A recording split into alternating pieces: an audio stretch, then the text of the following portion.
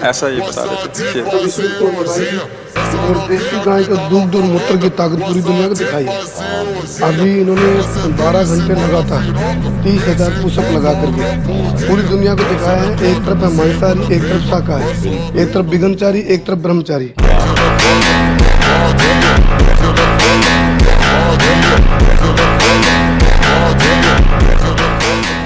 मनु व्यायाम करेंगे तो शरीर पुष्ट होना शुरू हो जाएगा। आप पढ़ाई पर ध्यान देंगे तो पढ़ाई में अच्छा करने लगेंगे, यानी कि आपके पास अब ईंधन है।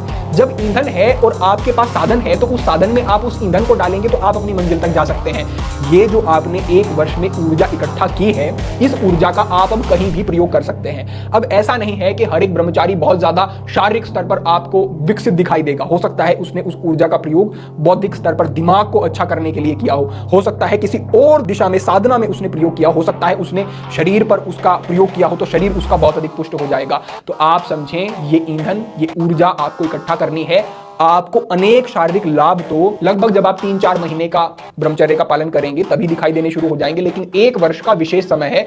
इतना अगर आप करते हैं तो बड़े लाभ आपको देखने को मिलेंगे।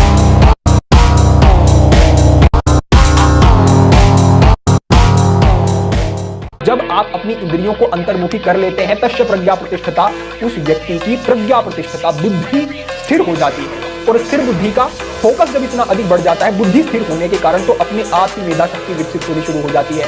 अपने आप ही विद्यार्थी एक बार एक विषय को पढ़ता है तो उसकी स्मृति में वो स्थान बनाना शुरू कर देता है। अपने आप की मानसिक विश्रांति आनी शुरू हो जाती है और वो विलक्षण बनता चला जाता है।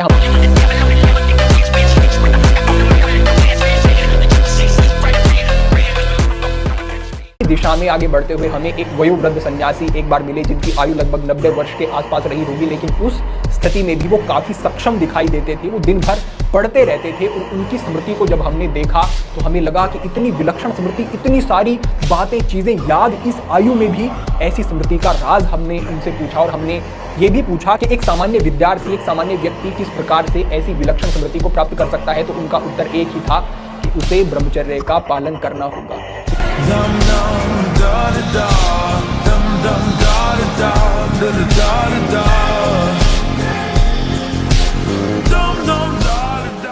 जो लोग कहते हैं कि मांस ताकतवर होता है, तुम्हारी चर्बी बढ़ा देगा, ताकत नहीं। ताकत कहते हैं संकल्प शक्ति को।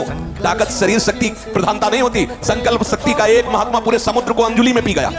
देखो, संकल्प शक्ति, शरीर की शक्ति एक सीमित शक्ति है, संकल्प शक्ति एक महान शक्ति है। जो ब्रह्मचर्य से युक्त होता है उसकी संकल्प शक्ति बढ़ती है।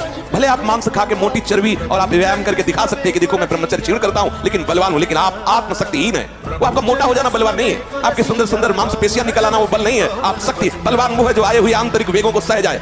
आए हुए आंतरिक वेग को जो सह गया वही बलवान है। सूक्ष्म रूप धरि सियहि दिखावा, विकट रूप धरि लंक जरावा, भीम रूप धरि असुर सहारे, रामचंद्र के काज सवारे।